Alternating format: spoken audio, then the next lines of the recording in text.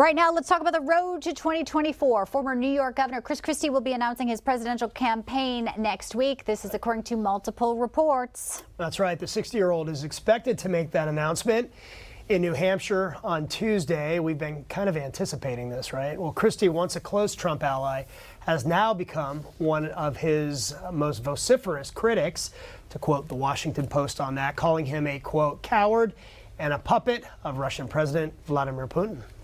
Well, it is very busy in Iowa. Florida Governor Ron DeSantis and former President Donald Trump will both be in the state today, and they are actually going at it. They sure are. Over COVID. DeSantis, as you know, that's right, held his campaign kickoff event. It was last night in Des Moines. That's where he attacked Trump.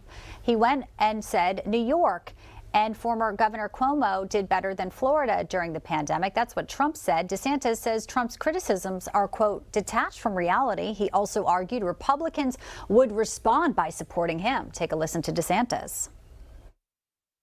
If you say Cuomo did a better job with COVID than Florida did, first of all, that's not what he used to say. This is like new. Like 6 months ago, he would have never said that, right? He used to say how great Florida was. Hell, his whole family moved to Florida under my governorship. Are you kidding me?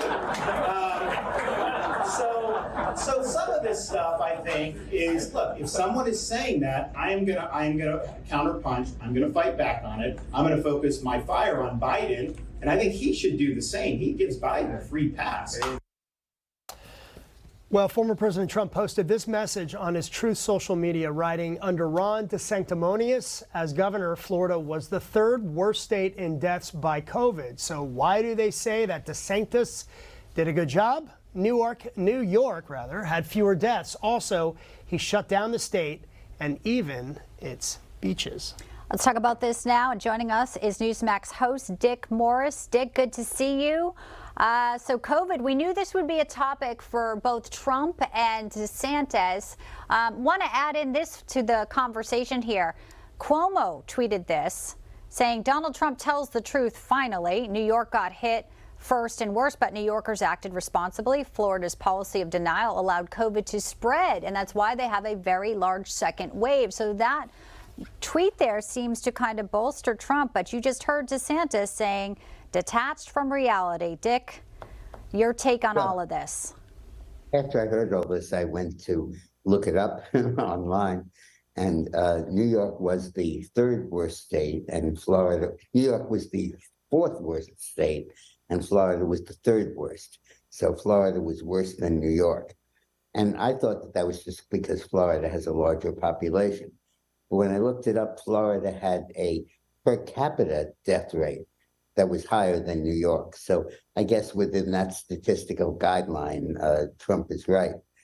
But basically, I think that people believe correctly that the coping with COVID nationally was a tremendous failure, that we ended up with much more of the disease than we needed to, and that the lockdowns were not necessary, that you could have simply quarantined the elderly who were vulnerable and let the rest of the country go on about its business. I speak as an elderly.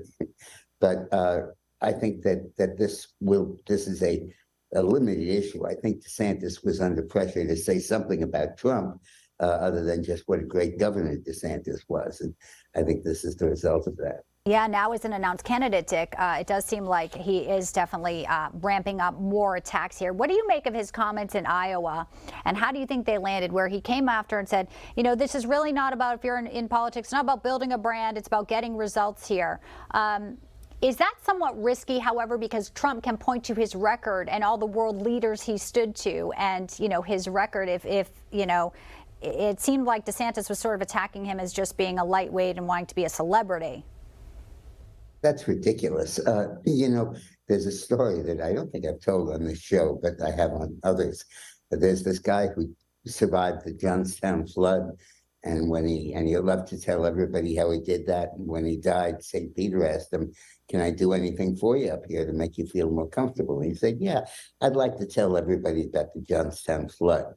So St. Peter said, "Come on tonight, where everybody will be there. We'll put you on, you'll give a speech." And he was about to get to the mic, and St. Peter whispered, "By the way, Noah is in the audience." And when DeSantis talking about his great record as governor and all the wonderful things he did. For goodness sakes, he's running against the guy who produced the lowest unemployment, the lowest black unemployment, the lowest female and Hispanic unemployment, the highest growth in incomes, shut off in foreign immigration, shut off illegal immigration to the United States entirely, stood up to Russia and China, a long, long litany. And what DeSantis did was stand up to Disney and some local school boards. I think that those comparisons come with ill grace for DeSantis, and I think they're stupid.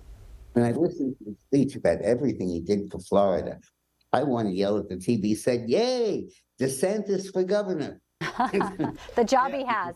And that fight with Disney continues, and Disney pulled out of a $1 billion development plan. But look, I mean, DeSantis is still very strong here in Florida. He's got a lot of support. Real quick, we got about a minute left. Dick, I want to get your thoughts about former New Jersey Governor Christie, who's expected to announce that he's jumping in on the, in 2024. What do you think about that? Could he be a viable candidate or a strong opponent to Mr. Trump or Governor DeSantis? No, but the more candidates you have, the more you're divvying up the anti-Trump vote. And since you're running on a system that didn't require a majority, just who has the most votes, that's going to help Trump. But I have to tell you a joke about Christie while we're here. I was giving a speech for him when he was running for governor, and his opponent said that he's too fat to be governor. And I said, well, he may be heavier, but the taxes will be lighter. There we go. Well, we know there's going to be a lot of jabs along the road here. It's quite a few of those jokes I remember when he was governor. Dick Morris, host of Dick Morris Democracy. Always great to have you. Thanks so much, Dick. See you back here real soon. Thank you.